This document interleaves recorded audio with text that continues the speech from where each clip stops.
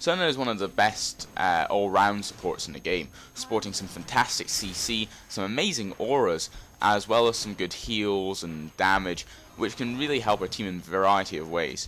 She's quite accessible to new players in that she doesn't take very much skill to learn. However, she's also very interesting for much more experienced players in that to really master her and get the most out of her, you have to be very good when playing her. Sona's passive is Power Chord. After casting 3 spells, Sona's basic attack will deal bonus magic damage, and will also have a extra effect depending on what aura she has currently. Sona's Q is Hymn of Valor. As a persistent aura, Sona will grant nearby allied champions bonus attack damage and ability power. When casting this ability, Sona will send out 2 bolts that will target the nearest enemy champions first, and then if there's no champions to be found, or if only one champion can be found within the range, it will take the nearest enemy minions. What's quite good is the fact that this does target champions within the range first, meaning that if enemy champions hide behind their minions or try and simply be further away than the minions, as long as they're still in range of the spell, they'll still get hit. It also does quite good damage, especially with a good scale of AP. Sona's power chord of this is Staccato, and this will mean that her next power chord attack will deal double damage. It's important to note that while this has a great damage potential, I prefer to have a nice sort of excuse me, tanky aura for Sona, as this will help her have more sustain of her AD carrying lane. So I will get this about level 1 or level 2. However, I will only max it at level 13. Sona's W is Aria of Perseverance. As a persistent aura, Sona will play an Aria of Perseverance, and this will grant nearby allied champions bonus armor and magic resistance. Upon the activation of the spell, Sona will send out healing melodies, healing herself and the most wounded nearby allied champion, that's the champion which has the least percentage of health remaining, for a certain amount. This is quite a spammable spell, by the way, so the actual health heal itself isn't that fantastic, but this is obviously compensated by the fact that it has great spammability. As a power chord, Sona will play Diminuendo. This will reduce the target's ability to deal damage by 20% for the next 4 seconds. As a general rule, I take this about level 1 or 2, depending on which I get first, Hymn of Valor or that. I max this, of course, first because I like to have my big heal. Sona's E is Song of Clarity. As a persistent aura, Sona will play the Song of Clarity, and this will grant nearby allied champions bonus flat movement speed. This is obviously not a percentage movement speed, so therefore will help champions that have less movement speed more than those who have more. Upon activation, Sona will energize nearby champions with an additional burst of speed for 1.5 seconds. This is almost like a mini Shirelia's Reverie, and the movement speed bonus isn't fantastic in itself, but with Shirelia's Reverie will basically give you a free escape if you're able to get it off quickly enough. I like this spell for its escapability, and also just, you know, when you're walking around the map as a team or just on your own, it's nice to have it on just because it means you can go around quicker. With Boots of Mobility, it's quite funny because you basically become as fast as a Blitzcrank, which is quite hard to do. I tend to take this about level 3, maybe even level 4, because it's not that useful in the laning phase. However, I will always max it last, but I would actually recommend that you try and get at least 2 levels in it first, because I feel that the movement speed bonus isn't good enough with only 1 level. It's not worth anything. So I'd recommend basically what you do is you get your Aria of Perseverance up to level 9, and at level 8 you get Song of Clarity to level 2. At that point you leave Song of Clarity, go to your Q, max out your Hymn of Valor, then finally go back to your Clarity, probably meaning that you'll finish Hymn of Valor at level 14. Sona's ultimate is Crescendo. Sona will play her ultimate chord, which will be in a broad line skill shot, and it will force enemy champions caught to dance for 1.5 seconds. Basically, the dance is sort of its way of saying they're stunned for 1.5 seconds. They'll also take magic damage upon impact. This is a good actual ultimate, and it's a nice skill shot ultimate because there is a lot of sort of things you can do with this sort of skill shot, where if you position yourself right, you can absolutely mess up an enemy team so well. I mean, flashing around the side of an enemy formation and then just charging off that ultimate right across the whole team is a great skill, and it's quite a lot of satisfaction to watch the whole enemy team sort of sit there stunned, completely helpless as you mercilessly destroy them. As a result, of course, as this is an ultimate, I take this at level 6, 11, and 16. In the early game, your ultimate is not only your biggest damage tool, but also your biggest utility tool for really turning the tide of those big fights. We see Varus on his own and try and take him down. However, we see Blitzcrank, and we feign a retreat, seeing Malphite in the brush up here. They walk right into our trap. Blitzcrank uses his ultimate, and Malphite comes in. I use my ultimate on Varus to stop him from doing any damage. Malphite ults in to put him into the air, and through a massive amount of CC, you manage to pick up a double kill very easily. It's important to remember that the 1.5 second duration of your stun is absolutely brilliant. As you can see here, I block Blitzcrank's Q, and then because my ultimate is 1.5 seconds, Varus goes from really putting the pressure on us to getting pretty much annihilated very quickly. And you pick up a kill very easily through proper use of your ultimate. Two things that I love about Sona are is the fact that she's very forgiving as a support choice, meaning that it's one of the reasons she's one of the recommended picks as a support choice. As you can see, I am out of position. I can just use my movement speed buff to get out of the way very quickly. Another is that actually without her ultimate, she's still very powerful. Here Malphite engages, and watch how I play this. I try and keep away from the enemy team, simply kiting in every now and again and using my Q to put off a bit of damage. We chase Blitzcrank, so I use my movement speed buff. And every now and again as well, you can see I go in and I just use my heal. I'm quite spammable, so I can just sort of move in, do a bit of damage, do a bit of healing, then go back out. That's a reason that Sona becomes very safe as a support choice. As you can see, of course, I don't have really any mana left, so I can't stop Katarina from killing Warwick. I can just sort of let him survive for an extra couple of seconds. However, we do still win the fight, I think about 4-2. In team fights, positioning of Sona is key to allow you to use your ultimate to full effect. Here we're simply sitting in mid. I tell my team not to engage, they do engage however, and I wait for Katarina and all the other parts of the enemy team to be put into a small space so I can use my ultimate the way I do. I managed to actually get 3 or 4 of them with that single ultimate, and that CC allows us to pick up not just the kill on Katarina, but also the kill on Nasus. When looking at runes for Sona, I tend to go for 9 flat magic penetration marks, 6 flat armor seals, 3 magic regen per level seals, and 9 magic resist per level glyphs. I also take the 3 gold per 10-second quintessences. Again, like basically every other AP support that I use in this game, this is an exact build.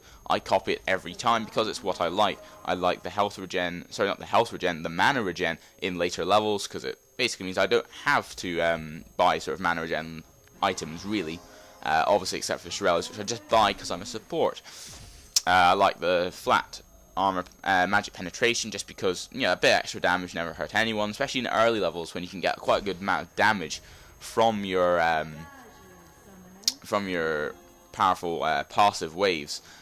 And I obviously like the magic resist per level because it scales well into late game, and I'm not going to be taking much magic damage in the early stages of the game. Obviously the gold per 10 second is something you just need because of the warding, oracles, and you've heard it before, just general supporty business. When looking at masteries for Sona, I tend to go for a 8-1-21 setup or a 9-0-21 setup, picking up the increased AP, cooldown reduction, and magic penetration in offense. If I want to get that's if I want to get the 9-0-21, or you can go for the increased summoner exhaust in offense as well, which is really useful. You can also take a increased summoner heal in defense, although I wouldn't recommend that if the AD carry has taken summoner heal. You only really need 1 per team. I would also say that you should probably get all the utility stuff that you can. That's why I say you should go for the 8-1-21 setup, get 21 things in utility. Your final thing obviously is the increased summoner cooldown, which is nice to get more exhausts. On top of that, I say you obviously want your increased gold and your experience from kills, and just your passive experience and cooldown reduction, and of course mana regen. Overall, this means that you will have basically no mana shortage after about level 7 or 8, and towards the late game as well, you'll probably get quite nice scaling with your experience. I have actually been ahead of my AD carry sometimes just because of the experience that I get from my masteries, and obviously get the experience for assists and kills, which is really useful Just because, you know, if you can get some money for those assists, hopefully not too many kills because you'll get raged at, then it's really going to help you throughout the game. Also, the increased passive gold is good for general supporty stuff. You'll have heard it before, and it includes warding. When looking at summoner spells for Sona, there's actually a quite big variety that you can take. Exhaust is something that you will need, that you should always take, and I would basically say is your spell that you must take. For your other spell slot, it's really up to you. You can take quite a big variety of things. Like I said, you can take heal. Maybe not if the AD carry has it, you don't really need to. You can take flash if you want escapability and also that sort of maneuverability of the ultimate, like I said earlier. You can take ignite as well, which is really nice because if the enemy has a summoner heal and you ignite them, that summoner heal is going to count for very little. Especially at early levels when it will basically mean it does about 50 to 80 healing as opposed to, you know, a couple of hundred healing, which is always really nice, and pretty much guarantees you kills and at least a basic waste of a summoner spell. You can also go for clairvoyance as well. Again, it's up to you what you want and what you think you need, because obviously depending on how high your elo is, the higher it is, the more counter warding, therefore the more you might need to use it to, say, illuminate Baron if you're a bit skeptical that they might be taking Baron. However, it's up to your choice on that second spot. However, I would obviously always recommend you take Exhaust regardless of your other choices.